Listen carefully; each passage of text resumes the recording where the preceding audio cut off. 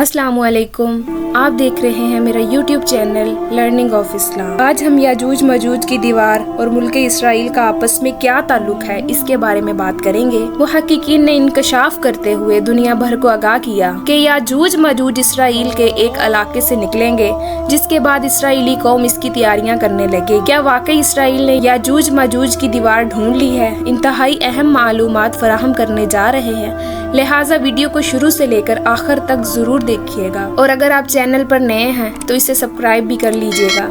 तो आइए चलकर मौजू का आगाज करते हैं। सबसे पहले हम आपको बताते हैं कि याजूज माजूज दरअसल कौन है, इनका जिक्र कुरान पाक और अहादीस मुबारका में किस तरह से आया है। याजूज मजूज का जिक्र इल्हामी किताबों में इस तरह से आता है कि ये एक खलखवार और आदमखोर मखलूक थी, जिसको हज़रत ज़ुल्कुरनैन अलैहिस्सलाम ने एक आहनी दीवार तमीर करके तमाम इंसानी आबादी से दूसरी जानिब कैद कर दिया था। कुरान मजीद की सूरतुल कहफ में इसका जिक्र मौजूद है। अरशाद अरबानी है, यहाँ तक कि जब दो पहाड़ों के दरमियान पहुँचे तो उन्हें उन पहाड़ों से पहले कुछ लोग मिले जिनके बारे में ऐसा लगता था कि वो कोई बात नहीं समझते। इस कुरानी आयत के हवाले से मुफस्सिरीन और मुहक्किकीन ने लिखा है कि जब हज़रत ज़ुल्कुरनैन अलैहिस्सलाम सफर करते वहाँ जा पहुँचे, जो अर्मीनिया और अज़रबैजान के नजदीक वाक़या है, तो वहाँ दो पहाड़ों के बीच से एक ऐसी मखलूक निकला करती थी जो खेत खलियान तबाह करती, वहाँ रहने वाले तुर्कों को बेदर्दी से कत्ल करती, उनमें से जिंदा बच जाने वालों को अपना गुलाम बना लेती।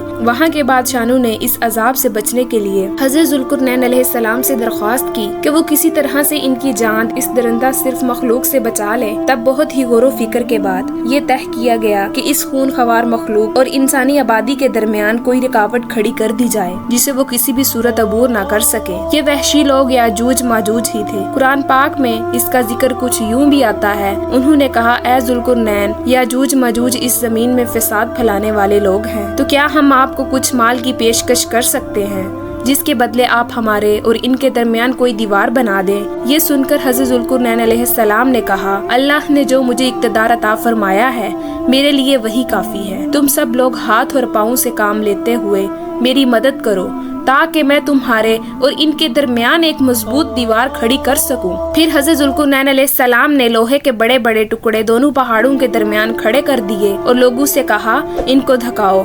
जब वो इंगारे की तरह सुर्ख हो गए, उस पर पिघला हुआ तांबा डाला ताकि लोहे के टुकड़े मजबूती के साथ एक दूसरे से जुड़ जाएं। ये दीवार इतनी मजबूत बन गई कि याजूज माजूज ना तो इससे फलांग सकते थे और ना ही इसमें कोई सुराख कर सकते थे। बयान किया जाता है कि इस दीवार की लंबाई 50 भी और ऊंचाई 290 फीट है, जबकि चौड़ाई 10 फीट थी।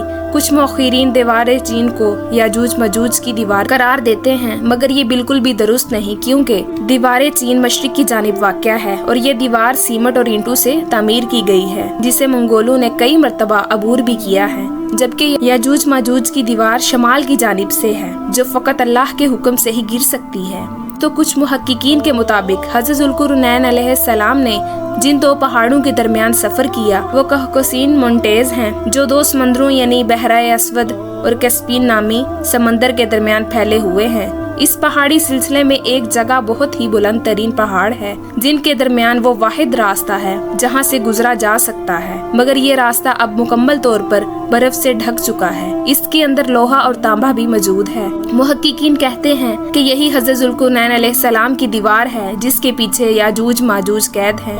आपको भी ये बताते चलें कि याजूज माजूज का तज़किरा अहादीस मुबारका में किन अल्फाज में हुआ। अहादीस मुबारका में याजूज माजूज को भी अपना करार दिया गया है और ये भी बताया गया है कि वो कुर्बे क़यामत में बर्बाद हो जाएंगे। उनकी तादाद जहन्नम में बहुत ज्यादा होगी। हजरत अबू हुरैरा रज़ी अल्लाह ताला अन्हु रवायत करते हैं कि रसूलुल्लाह सल्लल्लाहु अलैहि वसल्लम ने फरमाया, याजूज माजूज हर रोज अपनी दीवार खोदते हैं, यहाँ तक कि जब करीब होता है कि सूरज की रोशनी उनको दिखाई दे तो जो शख्स उनका सरदार होता है वो कहता है, अब लौट चलो, बाकी कल खोदेंगे। फिर अल्लाह ताला उसे वैसे ही मजबूत कर देता है जैसी वो पहली थी। तारीख के मुताबिक याजूज माजूज हजरत नूह अलैहिस्सलाम के बेटे याफिस की औलाद में से हैं, जो खाना बदोश और वहशी कबाइल पर मुश्तमिल थे। इनकी तादाद में बहुत तेजी से इजाफा होता चला गया। हजरत ज़ुल्कुरनैन अलैहिस्सलाम के ज़माने तक याजूज माजूज मुख्तलिफ कबाइल, कौमों और आबादियों में फैल चुके थे।